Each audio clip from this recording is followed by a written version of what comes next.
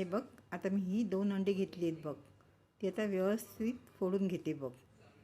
आतमध्ये कवच वगैरे असेल तर लक्ष ठेवायचं, बघायचं, नाही तर खाता असताना कचकचीत लागतं दाताखाली.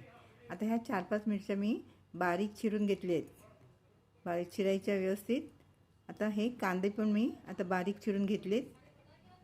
2 छोटे कांदे घेतले, ते व्यवस्थित बारीक चिरून घेतलेत. ते आता त्याच्यामध्ये घालायचे. आणि आता थोडंसं मीठ, जास्त नाही घालायचं, म्हणजे पाव चमचा मीठ घालायचं आपण. आणि व्यवस्थित हे फेटून घ्यायचं. व्यवस्थित फेटायचं, म्हणजे छानपैकी एकदम ते अंड्याची पोळी आहे ना, ती व्यवस्थित फुगते. समजलं ना? हे बघ, हे व्यवस्थित असं फेटायचं. आता व्यवस्थित फेटून घेतलं की नंतर मग आपण गॅसवरती तवा ठेवायचा. तव्यामध्ये थोडंसं तेल घालायचं. हे बघ, तव्यामध्ये तेल घातलं. आता हे फेटलेलं हे अंडं आहे ना, त्याच्यामध्ये आपण तव्यामध्ये घालूया. हे 2 अंडी आहेत ना, म्हणून अर्धा अर्धा घालायचं आपण.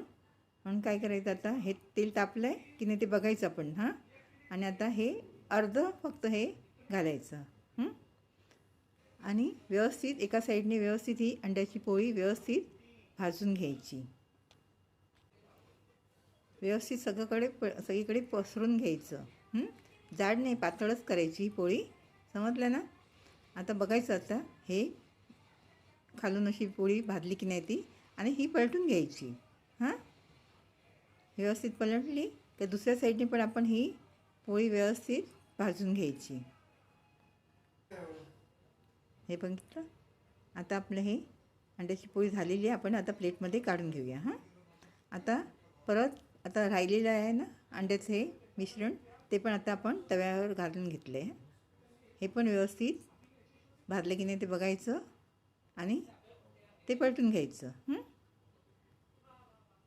झालं, एका साईडने भाजलेलं आहे. आता आपण पलटून घेऊया.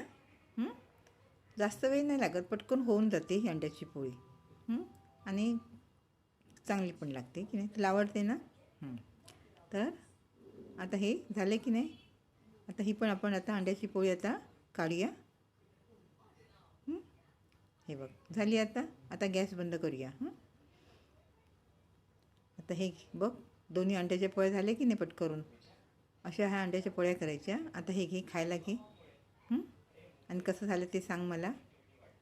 छान झालं असेल तर सांग, कसं झालं ते व्यवस्थित सांगा मला पटकरून. चल, आवडलं तर लाईक कर.